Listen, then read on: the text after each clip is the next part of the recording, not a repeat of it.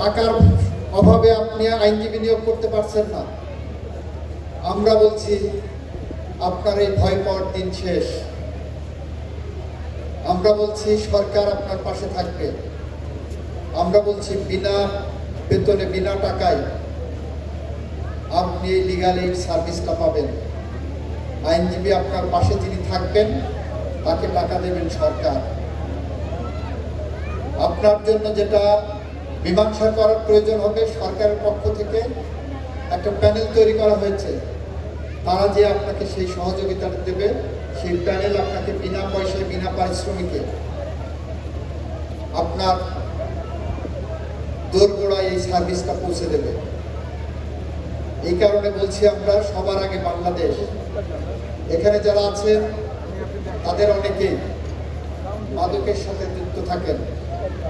দেখা যাচ্ছে যে কারাগারে গেছেন, অবৈধভাবে আপনাকে গ্রেপ্তার করা হয়েছে। আপনার সন্তান বছরের পর বছর কারাগারে পৌঁছে মরছেন। আপনার সন্তানের বের করার জন্য আইনজীবীকে একটা ফিস দেওয়ার টাকা নেয় আপনার।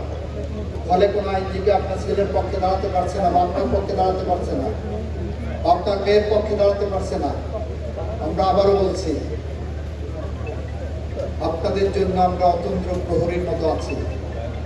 আপনারা যখন এরকম দুঃসময়ে মুখোমুখি হবেন, তখন আপনাদেরকে সুসময় এনে দেওয়ার জন্য সরকারের পক্ষ থেকে লিগ্যাল এইড অধিদপ্তর যা যা করণীয় সেটা করবে বলে আমরা প্রতিশ্রুতিবদ্ধ। এখানে যারা বিএনপি নেতারা আছেন তাদেরকেও বলছি, এই বস্তিবাসীদেরকে সরকারের এই উদ্যোগটাকে, এই সহযোগিতাটাকে তাদের দোরগোড়ায় পৌঁছে দেওয়ার জন্য আপনারা তাদের কাছে যেয়ে, তাদের বাড়িতে যেয়ে জনসচেতনতা তৈরি করেন। তাদেরকে বলেন বিএনপি সরকার কথাই নয় কাজে বিশ্বাস করে। তাদেরকে আঙুল দিয়ে দেখিয়ে দেন যে দেখো, ভোট দিয়েছ, ভোট দেওয়ার পরে হাতের কালির দাগ মুছে যাওয়ার আগেই মাননীয় প্রধানমন্ত্রীর দেওয়া প্রতিশ্রুতি অনুযায়ী বাংলাদেশের কৃষকদের 10,000 টাকা পর্যন্ত কৃষি ঋণ মওকুফ করা হচ্ছে।